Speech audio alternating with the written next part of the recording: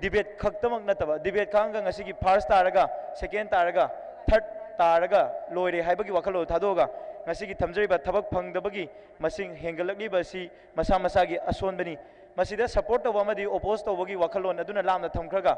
isagi daita aina kari tawgadabage haiba wakhalon aduma khanminnaraga punna afaba citizen amakha punna oiminasi haiba wakhalo du thamjaraga pumna maktagi kainaba thoga adu lojai pumna bu khoimjari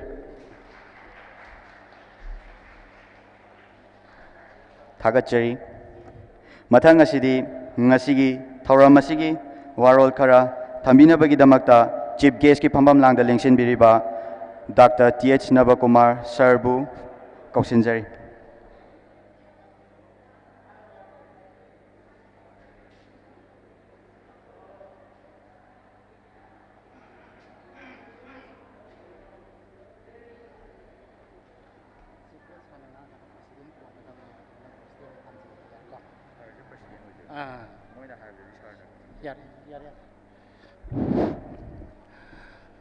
So thank you all.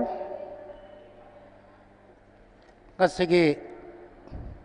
Imphal College Student Union na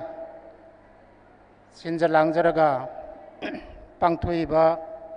state level open debating competition asigi preside tobiriba college asigi principal Mengwaina Panjarabada Dr. M. Priyobata Singh Ojabu Aina Ahan Mamaktada Kai Kumnabutsari Mang the Lingson Biriba debating competition Sigi Mapungoina speaker Gi Pamam Langda Lingson Bigadoriba Mengwaina Panjarabada Oja Dr. Singlen Maisnam Professor Department of Economics Manipur University Masagi jury member oina lengsan bigadaba mengoina panjarabada oja nengombam srima assistant professor department of political science Nambol El Sanoi College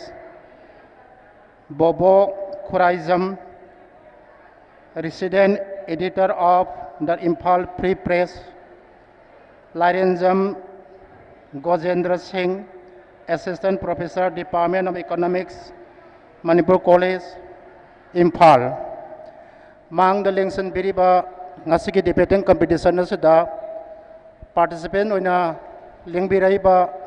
debating competitor sing loina na Nasiki sigumba debating competition asibu hena mapung pahan na bigi damakta Nasiki August House as the Lingson Biriba Babok Obigadoriba College Singi Satra Satra Sing Lengsan Biriba Punamak Wain Aham Maktada Pulapna Subsanai Kai Kumnabutsari Nasigi Sugumba debating competition as Imphal College Student Union na Matam Kayagi Mamang Dagi Sugumba College Asida Sugumba State Level Open Debating Competition Amatang Pangtong Navahidana Kanna Kanaraga Potsi Mapung Pan Nabuhonda Lakpane Ngasidi koi punamaki mangda sigumba debating competition na si mapungpana pangtok nagbidamakta sem sa punamak loisan na koi tayari da laire tawbatabu khudong tiba laibak tiba made ngasi se college sida koi function ani lai amana National Human Rights Day tabagi tongano function ama aduga amana state level open debating competition function asima ngasigi function ani se laibana maram boidana college sigi mapungoiba Punmakul lamjing lamtak piriba koi punamake administrator lebe oja principal magi achinba mayamama leibana maram moidana function asi kharangan na hauna na bohonrakpada haudokpagi ahan bagi lakadoriba satra satri sing participant mapung khitang phabatraga su koina function asi ahan ba haudokpa yana na bahaiduna sinja langjarga function asi koina kharangan na haudok sana bohona jabane punamakse koi ngasidi sigumba Manipur lariba hauriba college ki school ki satra singi marakta mapungoina sigumba debating competition asida ngasi koina puthok sariba mangda tamiba topic sida puna bangda magi haijaba singjaba puna maktu uthok tuna ngasi ki debating competition asida participant oriba dugumba competitors singna mapung phana debate asi nainadana पुनमक्सी करी ओइरकपा याबा हैबा लेबाक असगी state असगी हजिक हजिक ओइरबा issue तुंगदा लाकदबा इशू पुनमक्सी सुपसना ngasi हाउस दा पुथोइबा टॉपिक असि मपुंग फाना नैनरक्तुना ngasi डिबेटिंग कंपटीशन असि यानो मपुंग फाबा अदुगुम्बा डिबेटिंग कंपटीशन अमा ओइगनि हाइबसि आई आहाना मक्तदा पुनमक्की मांगना थमजरी आई मतम सांगना लौजरय ngasi कंपटीशन असि मपुंग फाबा हेना कंप्यूटर सिंगना मागे मागे बा मोड सिंग ऑपोजर ट्रेजरर बोथ साइड अनिमगना मपुंग फाना पुदोकना नैना मिनरगा मसदगी करी लाकपा याबा करी ओरकपा याबा हाइबदो होरेन अखोइना सेकेंड सेशन दा अदुगुम्बा सिगुम्बा डिबेटिंग कंपटीशन से लाकु मतमदा डिबेटिंग कंपटीशन असिगी स्पीकर ओबिगदोरिबा अदुगा लोइनाना जज ओबिगदोरिबा पुनमकी मफुत सिनजरगा डिबेटिंग कंपटीशन से मपुंग फाबा हेन सक्सेस ओइबा अदुगुम्बा कंपटीशन अमा ओइरको ओइरसनु हाइबा वफम से थमजरगा पुनमको अमुकना थागसरी थैंक यू ऑल थागचरी सर सरगी मफमदगी फजरबा वाहे खरा थंबिरबा मतुंगदा मथंग असिदी ngasiगी थौरम असिगी प्रेसिडेंट की फमफम लांगदा लेंसिनबिरिबा डॉक्टर एम प्रियोबर्ट सिंह सरबु कौशिनजरी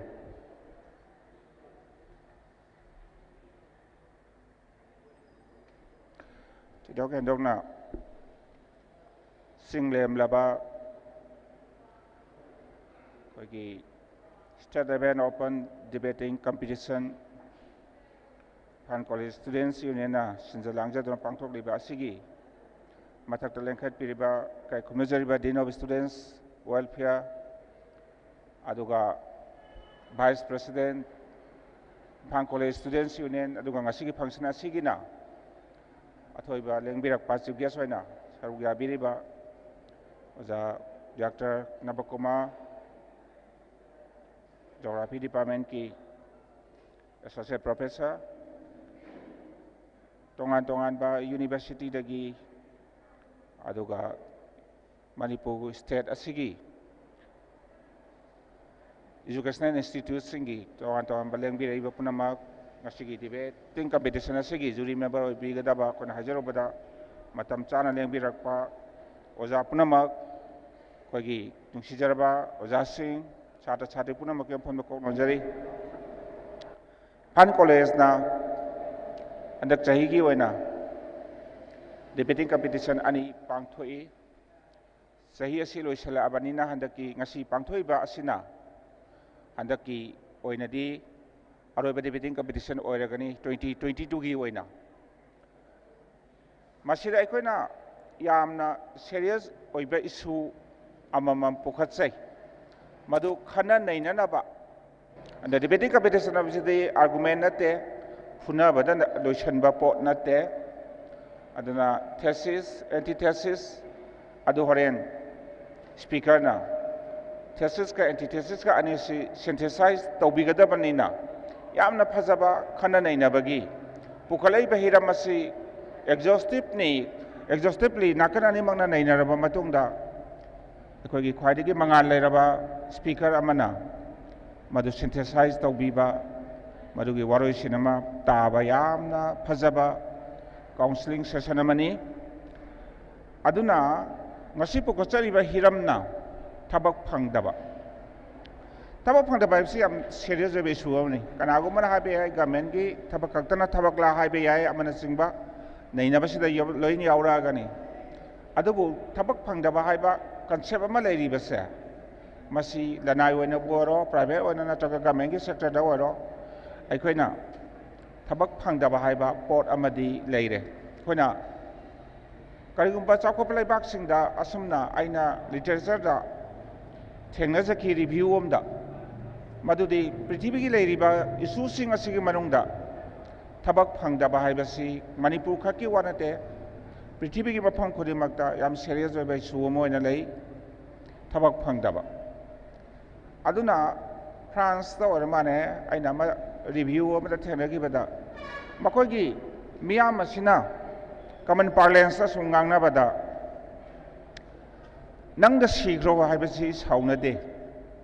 phagi oina dum launai nang da cancer na ro ajibau sauna de nang da adu toro ada toro sa punamak si amata thoidona khanade hai adubu nangda thabak phanganu haibase siri punsigi kaudaba punsigi yama touching oiba aduga mana aibu punsida smai haigiba aibu sapsaigiba haibase loiba naidraba mangonda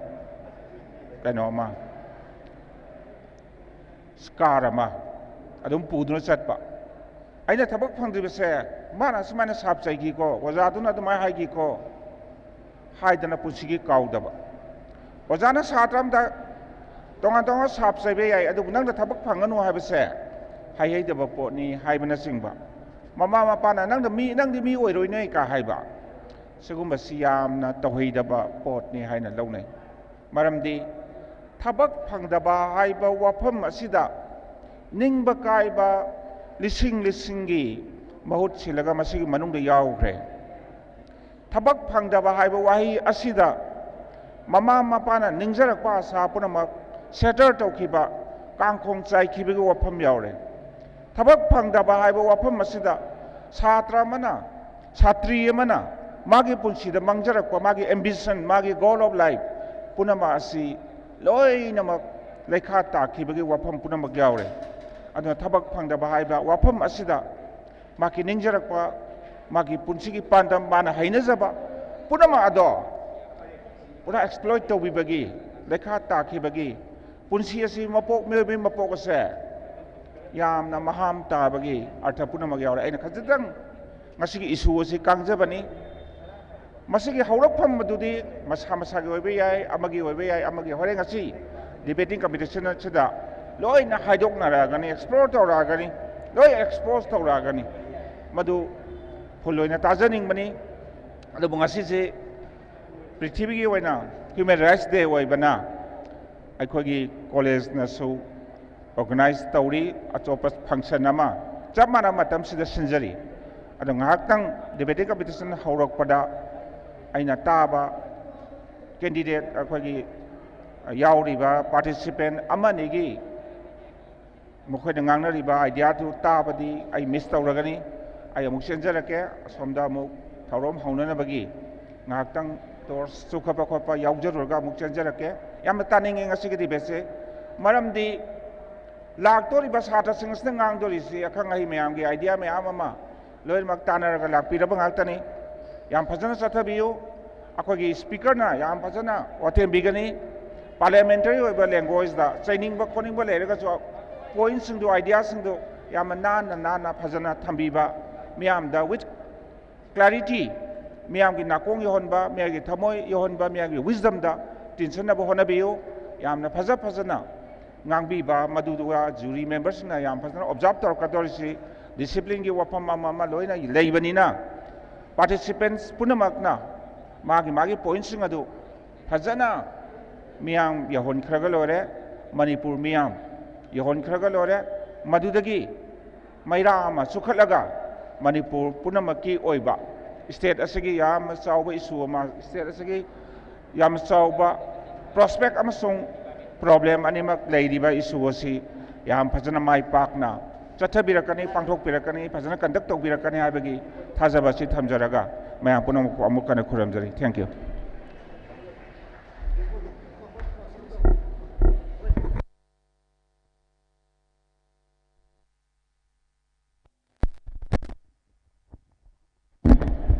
Hello.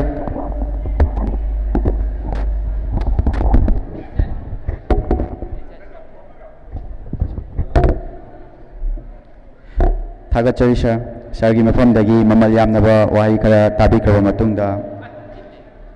mathang asidi board of thanks pibinabagi-damakta oinam ning tambasinga Department of Mathematics po kausinjari.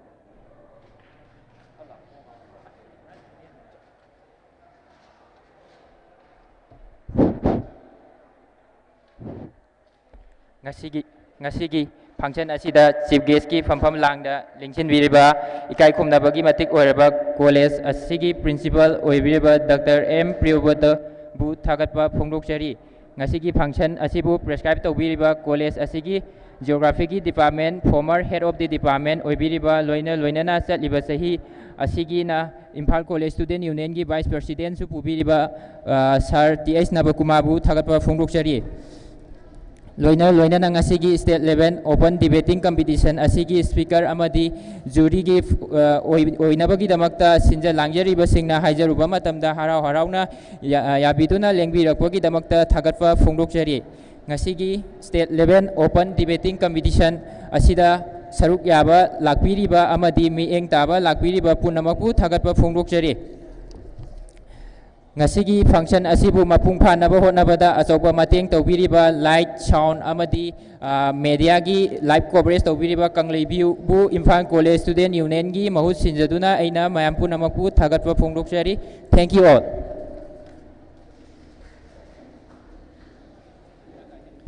थागतचरी करीगुम्बा अमखता निंसिंजगे मदुदी ngasiगी debate असिबु सरुक याबिगनी हाइदुना लेंबिरक्लिबा ब्रदर सिस्टर सिंग रिपोर्ट तौदबा खरा यावरी हाइना पाउ पिबिरे अदुना यारगदी मल्टी अखोइगी होल असिगी थोंग मयादा टेबल थारगा लेबिरिबा मफम असिदा रिपोर्ट तौबिनबा हाइदुना निंसिंजरी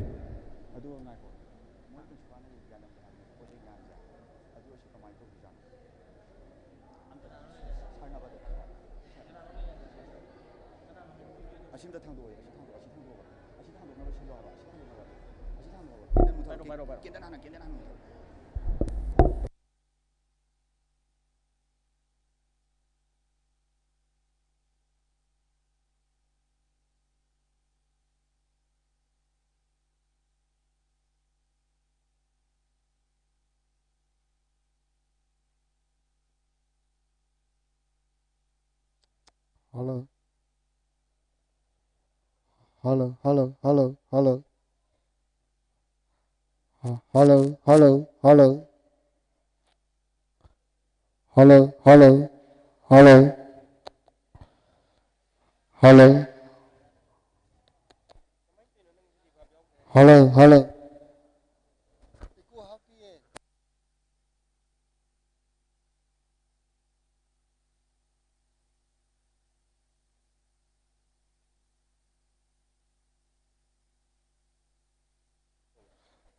Hello, hello, hello, hello, hello, hello, hello, hello, hello.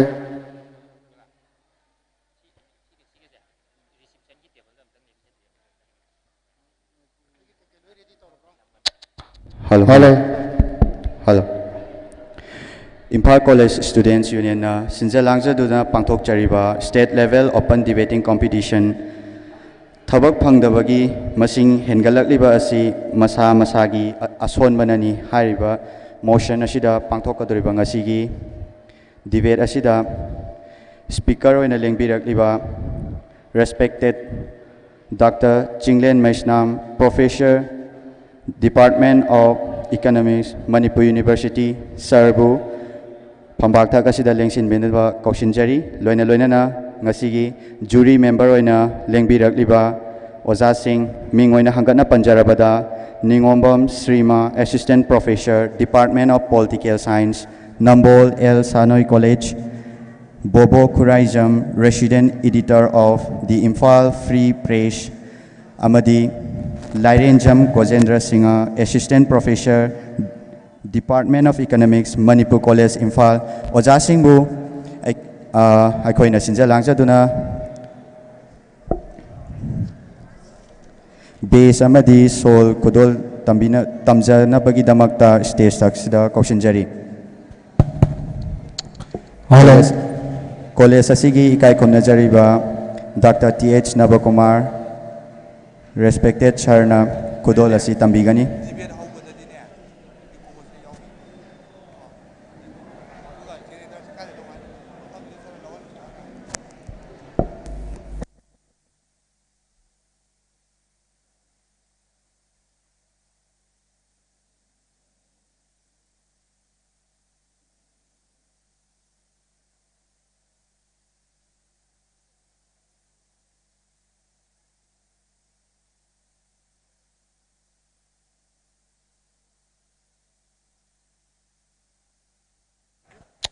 Hello, hello,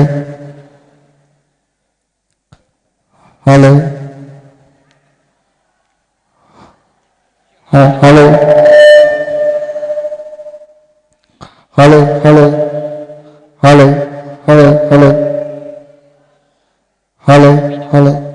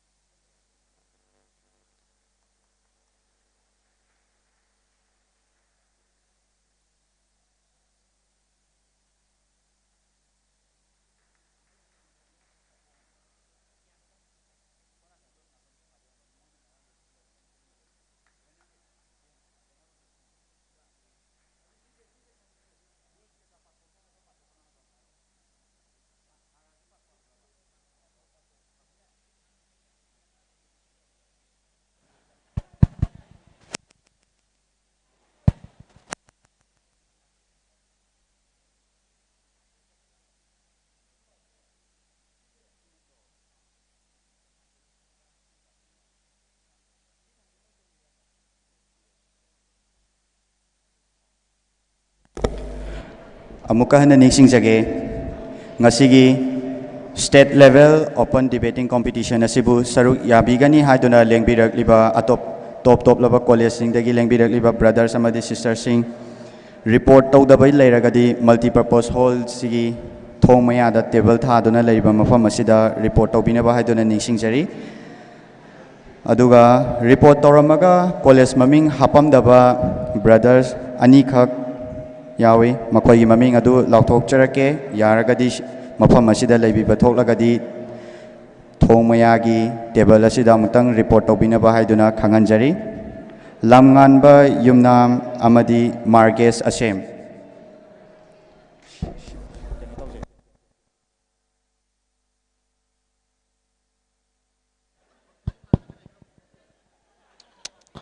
Hello, hello, hello, hello, hello, hello,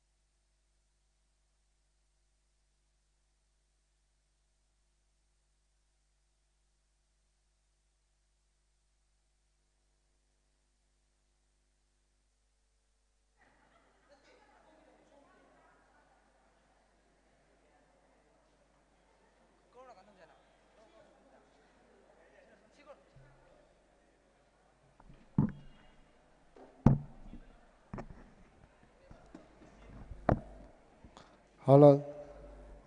hello, hello,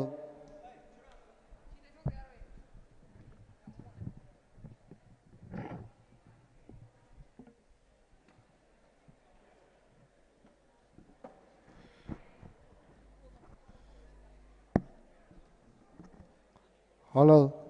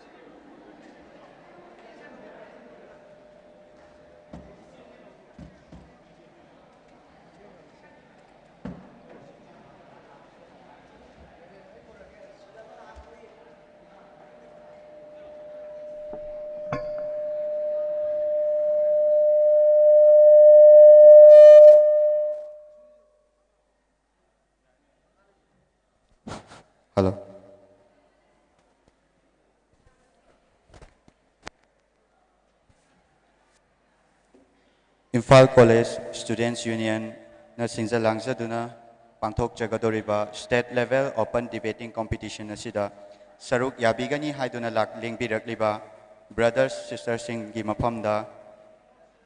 karigumba kharadang khanganjage madudi ngasigi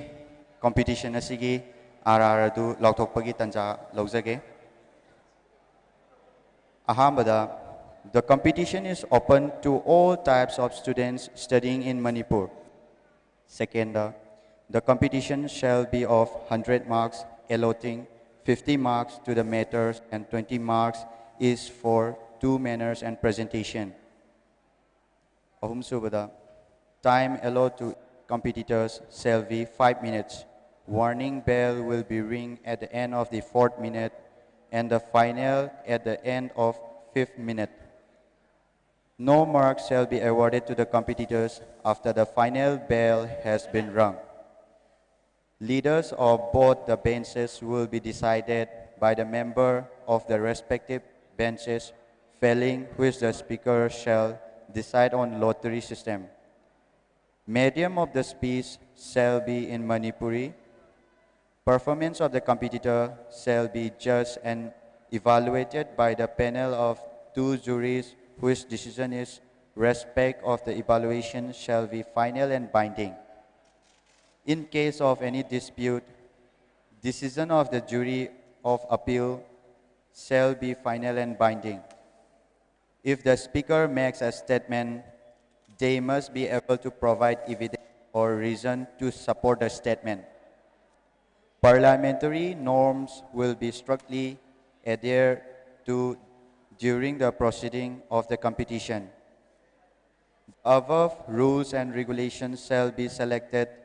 to modification with the consent of the speaker, if any, in the interest of the competition. The competitors should wear decent formal dresses or school or college uniform in their respective institution on the day of the competition. Hairiba rulesing asi ngasigi state level open debating competition yaubigani haiduna lengbirakliba competitors kodimakna ningsingbigadabani.